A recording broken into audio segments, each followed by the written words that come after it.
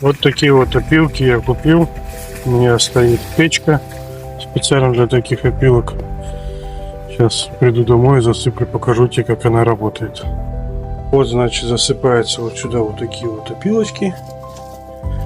Вот, деревянные. Они сделаны из дерева. Вот, на предприятии у нас. В общем, хотелось бы, чтобы в Павлодаре было такое. Но это типа камин вспомогательное. Вот здесь так вот тут включается. Сейчас у нас в комнате 19,5 градусов показывает.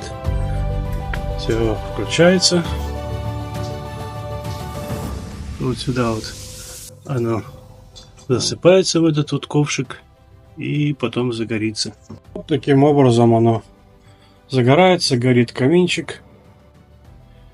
И очень-очень тепло прям.